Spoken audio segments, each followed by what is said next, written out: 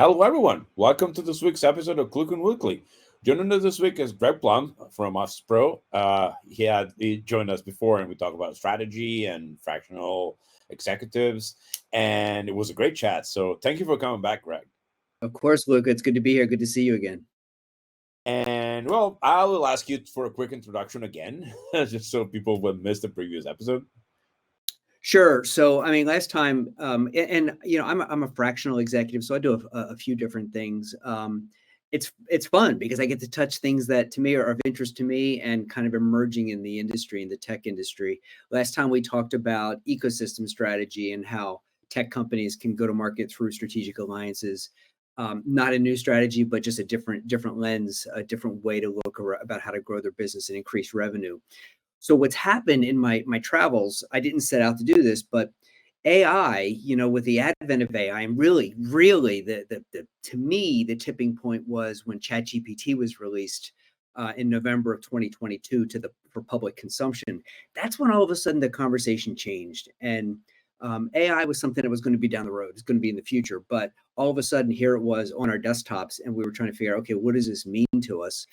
So it hit me with kind of just in the course of business.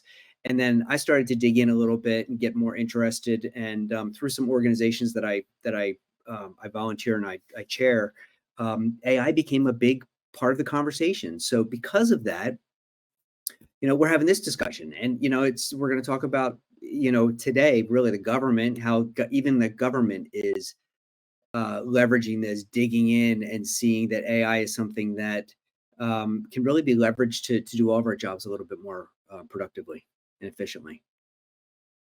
Yeah, I think that's made a huge impact in all sorts of society and work and strategy, creating entire products. But when we're discussing what we chat about, you brought up something very, very interesting, which is the government is not like us. The government is the sum of all of us, so it's a much slower. What did you mean by that? Yeah, well, the government is not known. I don't think this is really going to be earth-shattering of a revelation. It's really not known for innovation necessarily, being on the bleeding edge of technology, but more so based on the size of the entity. It's usually a little bit of a laggard. Well, here is a case. So I'm working with Office Pro now, and what they're the education, right? So all different types of trainings. Well, obviously, all training companies right now are leveraging artificial intelligence, understanding artificial intelligence and how to translate that to the industry and why it's important and how it can be leveraged. So Office Pro does quite a bit of work with the government, and I was brought in. And we're not talking high level. We're talking practical application and translation of all these different terms that people are seeing. Luca, you're hearing, machine learning. That's pretty common term. You're looking at NLP, natural language processing. So there's these different terms that are being thrown around. And there's an appetite for the user to understand what they mean and how they can use them in their job. So even the government is latching onto this, and that's really what Office Pro does. So I help teach this, and again, it's not a technical deep dive. It's more around an understanding, definitions, some examples of how to use ChatGPT or how to use Crayon, which is another what we can talk about. There's countless different AI tools that are out there, depending on what you want to create: music, images, whatever. Obviously, everything you can think of from a document perspective, it can all be done in a generative fashion these days. Oh, that's yeah. So, what do you think are the most direct applications of AI in the government area? Like, I can think as an application developer, as an entrepreneur, as someone, I can think of a million things I can do. But when I look at the government, I think, maybe the best thing you could do is just, replace people, but it's not that easy. Well, see, here's the whole thing. So, and this is something I heard. I was at an event. So I worked with this group called CompTIA, which is an IT organization, global IT trade association. And one of the groups I was involved with was called Emerging Technology Community. And fortunately, and this is going back maybe 3-4 years now, and we were talking about AI and what was coming, and it was about not just, people don't go out and go out with the intent of selling or buying AI, but it's being baked into all of the goods that we're already and services that we're already consuming. Cybersecurity is a prime example, right? It's now you don't buy AI, but you're buying cybersecurity solutions that incorporate AI to make them more effective and more efficient, and oftentimes more cost effective.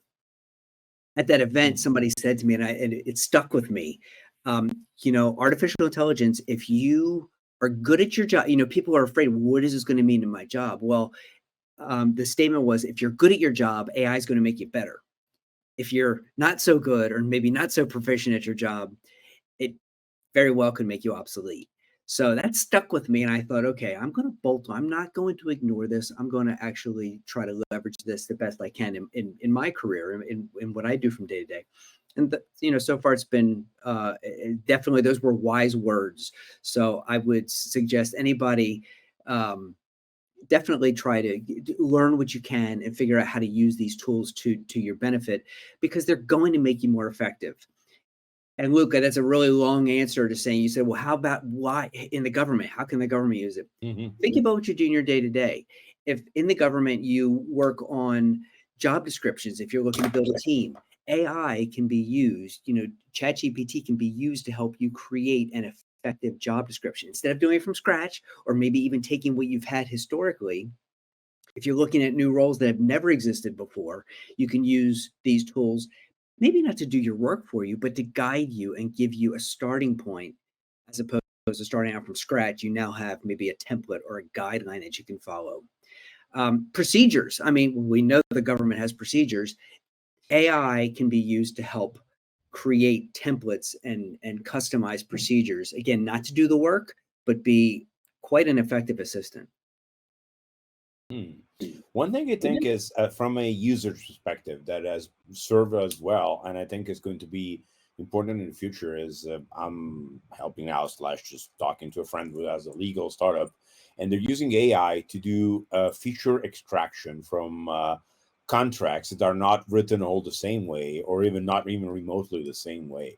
Sounds like the government, that's a very good use for a government tool that would scan all documents in a folder or whatever, and return which ones are close to each other, which one are out, especially which one is out of let's say out of rule. Like there what these guys are doing, they're using that to find contracts that have illegal clauses left in them.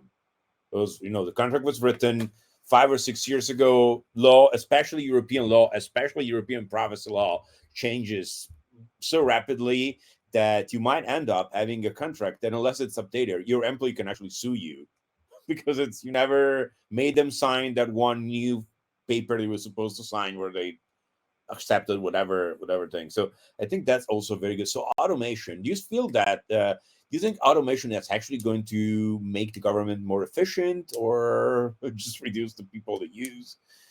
Could it work? So I think that the work that's done, and not just with the government, but with any organization that adopts this, the work there, this doesn't necessarily replace people, but it does replace tasks.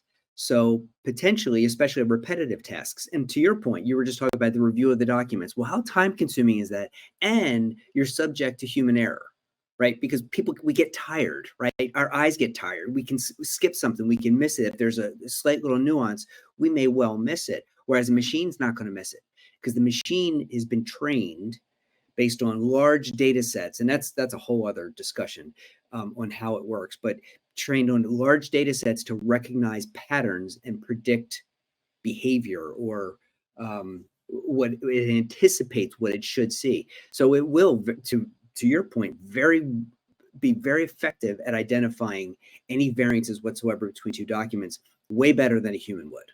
So what happens while that task changes, it doesn't mean that that person's job is eliminated. It means what they do on a day-to-day basis may be modified. It might be, maybe they could be deployed to do other things, or they could be completely reskilled into doing something completely different. And that's what we're seeing a lot with organizations. It doesn't mean there's a mass exodus or layoffs coming. It just means jobs will change. It just requires flexibility and a desire to leverage the technology for us all to be more effective. For sure, yeah. The I think another aspect that could be really, really useful is to touch on what you just said is much of government and actually much of legal work is spent looking for changes in new regulations. So if something could tell you, hey, watch out, your regulations for I don't know, natural park workers that are on the West Coast change it, was not allowed to do more than 2 hours of this whatever's work a week. Go check on that. That will be extremely effective and probably, I don't even know if reduce the amount of personnel. The U.S. government is pretty efficient compared to any European government. So we're comparing. I'm from Italy, so we're really comparing different worlds. To put that in perspective, Italy as a region is divided into 22 regions. One region in Italy is called Sicily, and it employs more people than the federal government of the United States of America, excluding the military. Really? So, Yeah. holy mackerel. So clearly that is the largest employer in Italy. The government Yeah. must be, right? By it's not even comparable. Like I would say it's different scale. Yes, it is how it is. But and I'm saying this because we're having a lot of resistance to the point where the local government, who of course needs to make sure to get voted again more than anything else. There's been a lot of safeguards being put in place against not even trying to use AI, which is not the same thing as wanting to be sure it works, it's correct, it is accessible, respects privacy, respects diversity, and all the important things that you need to make sure that it does. It's literally just we don't want AI to ever be used, so there's no risk of people losing their jobs over it. And I feel like there's something like that going on in the US too. So how do you think we get governments to look at AI in a positive light? Well, they're doing it. But you're right. I will tell you, in the sessions that I've had with the workers, and what I love about this is we have all levels of workers that are being involved, that are being pulled in from C-suite down to data entry, which is wonderful, because clearly they can all be impacted by this. And it's the theme you just touched on it. Are some of the risks associated with AI are bias. I mean, if you think about it, if the data that's fed into the machine has any form of bias, either population bias, racial bias, anything at all, gender bias, what happens is we supercharge it by running it through like massive amounts of data. What'll happen, it starts to exacerbate that delta. If there's a little bit of a bias, that bias becomes exaggerated, producing erroneous, certainly skewed Yeah. results. That is one of the fears, the bias. And then the other is just around the fact that, I mean, have you ever seen any AI pictures, or if you've used ChatGPT and these tools, it may spit out something, some of the result might not be exactly what you expected. I've seen pictures, AI generated pictures, where somebody came out with 3 arms. It's just because fingers are a tell, like exactly. Right. multiple fingers are a tell for sure. Yeah, the pure generation is not there yet. Exactly. I mean, it's getting much better at lightning pace right now. So, what we see right now in 6 months, the results are going to be much, much different, much more refined, and much better. So, that's why it makes sense to be paying attention to what's going on, understanding that there are anomalies. It's not foolproof. And for example, ChatGPT will tell you, by the way, it'll say, hey, this data is as of the most recent date. And I forget, the last one was back in 2022 that it was updated. So anything that's happened in the last 6 months may not be reported. It may not be included because it was not in the original data set. And it's only as good. It's not thinking. This artificial intelligence is not thinking. It's looking for patterns based on past data and making predictions is kind of a bad word. It's not an Yes, exact. it is technically, but I mean, me and you understand what that means. But the just to frame that just briefly in context, what the AI is actually doing, it's deciding what the next word is the most likely within the context, nothing else. So if you say my favorite ice cream flavor is whatever, the answer is, I mean, the word that's going to follow is can be chocolate, but chocolate is not necessarily Luca's favorite ice cream flavor. The AI doesn't know. It just will use a word. It won't be, I don't know, it won't say piano or car. It will say chocolate because it's, Right. but it's not going to be, that's my favorite way of telling. It's not going to be necessarily Luca's favorite ice cream flavor. Now, if we gave it a context where we have a block of text explaining that Luca likes chocolate ice cream, Greg likes vanilla ice cream, and Chelsea doesn't like any ice cream at all, now the AI will give you the correct answer for our tastes. But otherwise, it will just say, "Oh well, most people say chocolate." In fact, Right. it's kind of like a market research more than a actual response. Yeah. It's what I love about it. What's so much fun about this is it just helps you. Look, I had to go with one of my clients in the additive manufacturing space. We were wanted to go and find viable conferences. Where should we be focusing our time? Like, tell me. So I was digging in. I didn't know the space at all. So I could easily go in and start researching through Google, or Chrome or whatever. Just using a search engine. I went to ChatGPT and said, "Hey, tell me, what are the top conferences, events in additive manufacturing space in the U.S.?" And seconds later, it spit them out. And you know what? Three of them we actually ended up going to, or two of them. Two of them we actually ended three. It brought up three really good ones. We ended up going to two of them within that year. So wouldn't have known about them, right? It would have taken a lot more work, and I wouldn't just, it gave me my starting point. It is like a wonderful research assistant if used in that It fashion. is. It's just a great, it could be a black, it could be a hole though, Luca. It could be a time suck, right? It's like anything else. It's like Facebook, it's like LinkedIn. You get sucked in it. It's like, well, what about now? What about, you keep trying different things, and I've gone through those spiral, but it's a ton of fun, and it's extremely beneficial and helpful when you're just doing your regular work. If you just start thinking that way, hey, let me throw it in a ChatGPT and let's see what comes out. Yeah. Just I a use that different as way. a writing prompt. A lot of times when I need to write about the subject for a company blog or whatever, I'll ask GPT for a writing prompt. Like, give me 5 bullet points about this topic, and then you go off there, and it sort of unblocks you. Like, it's not writing for you, but it's unblocking you. All right, I should. So I'm talking about security. All right, I should talk about certificate generation. Why is it important? Why you need to know where certificate comes from, and otherwise you don't, you sometimes make assumptions, like you don't think about something because it's natural to you. The other thing I found AI is very, very good at in an application setting. So if you're building something that works with it, which might interest the government, is it's extremely good at intent detection, meaning that if you give it a list of things you might want to do, like functions to perform, nothing beats it in quality of finding out exactly. So if you're, I'm thinking about a government office which has, they can generate like, I don't know, 10 types of certificates. AI is super easy to program so that you can ask for your certificate in whatever words, and it will figure out what you want, which is something that previously was almost impossible to do. You'd end up having to configure huge trees with a million synonyms, and someone would say a family certificate, someone will say a birth certificate, someone will say I need a certificate that shows what my parents are, and all of those you need to configure by hand, while AI will figure it out by itself. So intent detection is going to be very important with the future of usage of AI.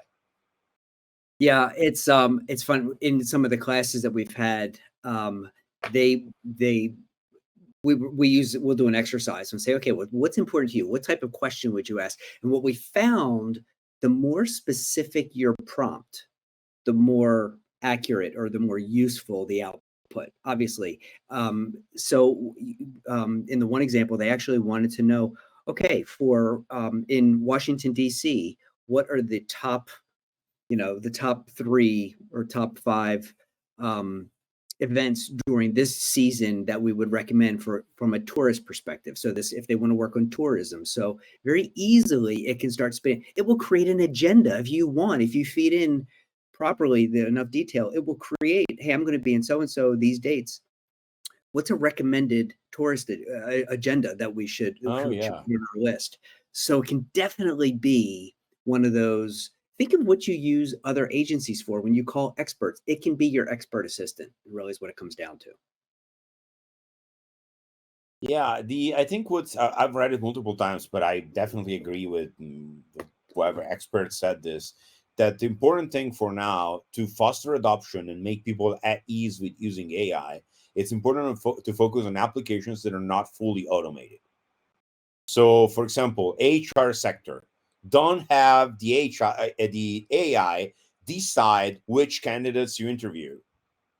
That's a recipe for seeing some people in very expensive suits showing up to your door with very expensive, bags. And what's inside those bags is even more expensive than the actual bag. It's don't have your AI decide which candidates you interview, but maybe help you rank them, or not even that. Maybe help them extract the features. So we're looking for people who have a certain set of skills. So not all resumes will have all the skills. So maybe extract the skills and see if there's someone that has skills that are more important but is lacking others. Have you give some kind of a score is fine, but there has to be a human factor in the interaction. Otherwise, you, especially government, risks running into a lot of trouble that is, for the moment, will even be for sort of probably warranted. Like, it's not good to have an AI decide who you're hiring. It's funny you say that, because that's one area of AI that I find it's unfortunate, because very qualified candidates, and you see the amount of just openings, the open roles, and people that are flooding the market right now. Tech's definitely going through a period of transition. People that are very qualified won't even get a look because they didn't pass the AI test, right? It didn't pass the screening, which is unfortunate. So I'm a big fan when it comes to, and I've talked about this for years, and I practice it because several times in my life, I've had to lean on my network. This is where your network comes in, right? AI is not, to me, if you're looking for your next role, it's reaching out to your network. Who do you know? I mean, Luca, next time I need something, I'm going to call you. I'm not going to go to LinkedIn or Indeed. I might use them to help out, but that's where AI will never replace the human factor in my mind in business, at least not in our lifetimes. And to me, that's a good thing. I love the human side of this. There is a very, very human side where we're at that intersection right now, where there is a machine portion, there is a human portion. The value, the magic lies where they intersect, and we can work together to really get to the solutions we need more efficiently, more effectively, more cost effectively. Yeah, I think the goal here is to make things better, not to fire people to reduce the number. Also, I'll be fair. How many jobs have been lost to AI so far? The answer is probably not many. No, it's not. No, it's not. Where the jobs we see that the industry is being flooded with bodies right now. And it's simply because that's more the business side of things, right? When you have an influx of cash, then you get an a huge spike in hiring. And then as that matures and, returns are maybe not in line with what was anticipated, then what happens? You have to either you increase your sales, or you decrease your expenses. Well, the decreasing expenses, that's what we're seeing, in a little bit of a peak right now, a spike right now in reductions in forces for different companies. Great companies are being put in this position, but it's the ebb and flow. And you're right, that is not due to AI. That is due to just the old-fashioned business case, the need to cut expenses. Yeah, it feels like it's people are quick to blame it on the latest things that's on the news, right? So it's right now the layoffs are because of AI, but then AI is not taking jobs. It's at least so far we'll see. Altman keeps saying that in 6 months we'll think GPT-4 was a toy, And I I just want to I would like to meet Sam Altman once and just ask him like, you're sure? Because I'm not convinced LLMs can go that far, but we'll see. I mean, they have essentially infinite computational power, which is something no one else has. So that's still interesting to think about. It's one of those things. I don't know if you remember back when, when Twitter, during Twitter's heyday, and I'm going to call it Twitter still because I'm a rebel. I don't want to call it, I can't call it X. It just doesn't seem quite right. But when Twitter was in its heyday, and it was really before it was peaking, they were asked, one of the founders was asked, so what's next? What is it going to do? And their answer was, we have no idea. We have no idea where it's going to go, because it's really driven by the user. Like, people were pushing, users of Twitter were pushing into areas that the founders had no idea it was actually going to be used. I think that's what's going to happen. I mean, I can't imagine that's not what is going to happen here, because the technology is there, the compute power is increasing, people are pushing the boundaries of what can be done. Who knows what it turns into? So that to me is exciting. It could be a little scary. I do have a picture I want to share. One thing, there's two things that when you think of historically AI, that it is not. You think it might be. Remember Terminator 1984? Oh, was it just a person holding up? Oh, nice. I didn't know. Isn't that crazy? So yeah, it was. This is what, when you think of AI, you think of the fear that it strikes at people. This is kind of, to me, I don't know how old I was, but younger, and I just remember thinking, oh my gosh, that thing. I mean, that was what nightmares were made of back in the day. Little did we know, we had no idea. I didn't have an idea. It was a puppet, right? That, and there were life size puppets, and then there were this, where it's sitting on the shoulders of a puppeteer. Fascinating, right? So that was not AI. We are now way beyond where we were back then. My fear is that we get to, or my hope is that we don't end up. Let's see. Hold on a second. You're going to recognize this one too. There's a whole bunch, there just a couple of these are some of the tools that are out right now. I mean, we know we always talk ChatGPT, and probably Dolly, you probably hear that one as well, but there's a lot more out here depending on what you're looking to do. And that, the tool that you use, and what we teach in these classes, is the tool is going to depend upon what the output, what do you want to accomplish? That is going to dictate your tool. And then once you find your tool, then the more specific your prompts get, like when you're searching, the more specific, and I mean really, really specific, the more accurate and usable your output's going to be. Remember this one? Does this ring a bell? This has been used so many times to talk about AI. Oh, has it? Oh, here, I'm Yeah. thinking of being original. Yeah, this Yeah, is what I've seen this. Of course, this is from Wally, right?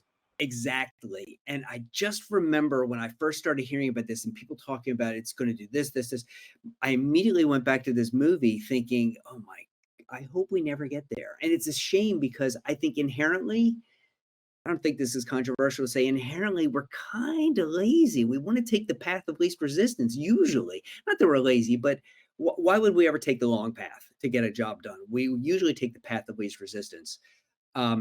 Clearly, this is pushing the bounds. I hope we never get there. I think the key here is that we're lazy, but also people tend to eliminate the boring slash the problematic aspects of their life. They're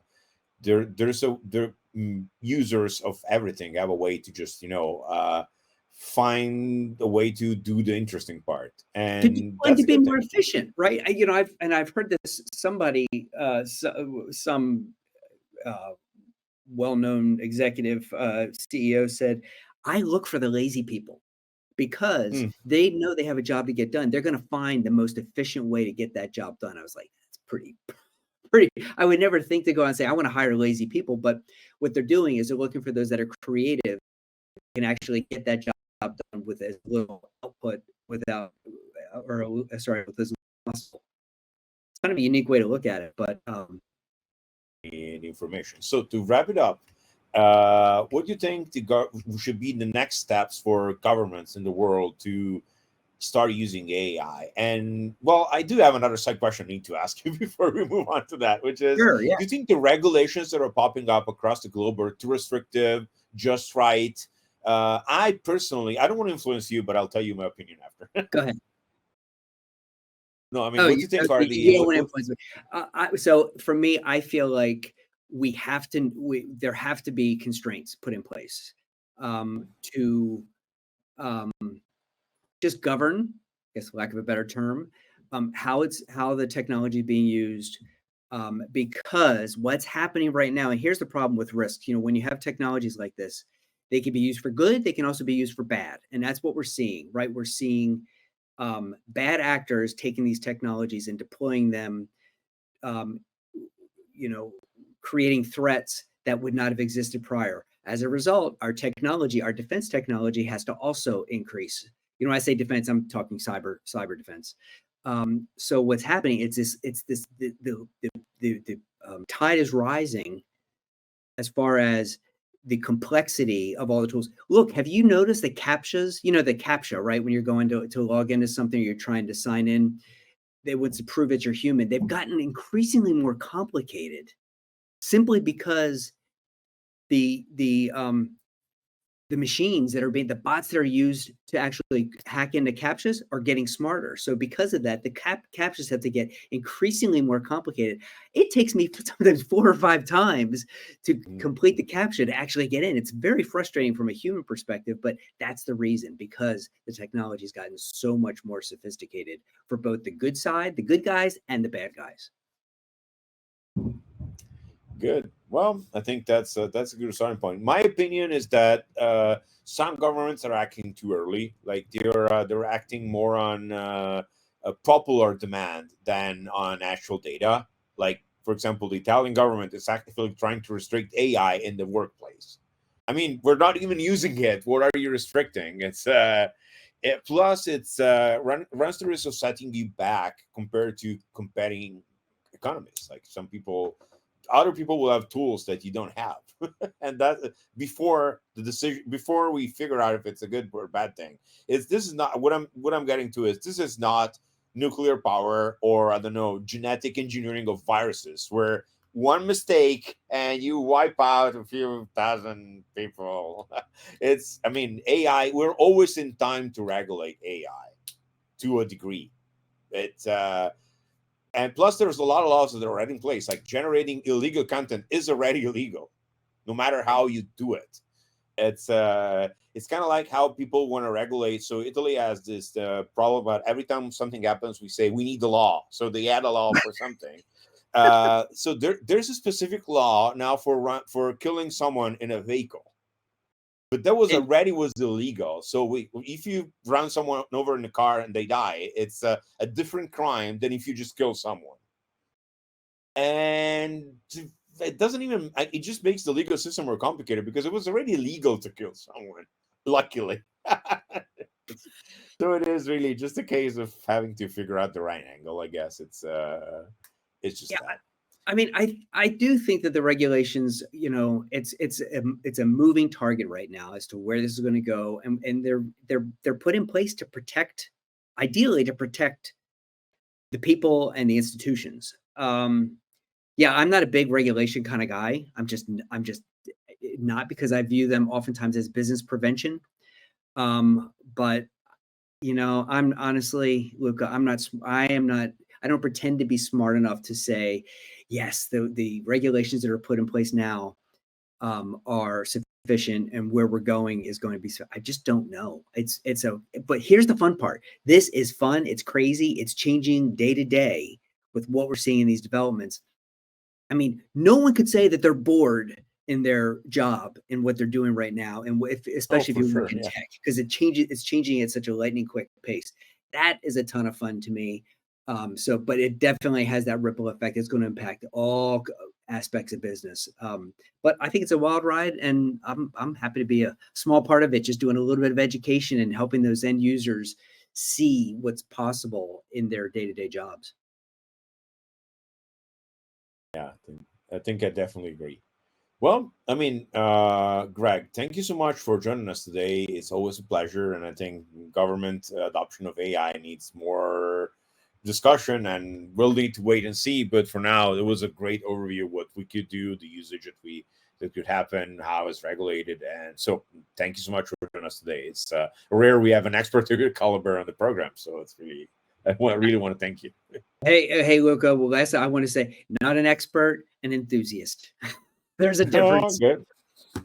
You're right, but sometimes when things are this, so neither of us can build an LLM. At least I know the theory behind it, but it will take me years. But I will say that sometimes the experts are the ones that work on applying the technology, because the engineers are doing a different job, which is super important, but it's also not the same thing as getting into market in a safe and effective way.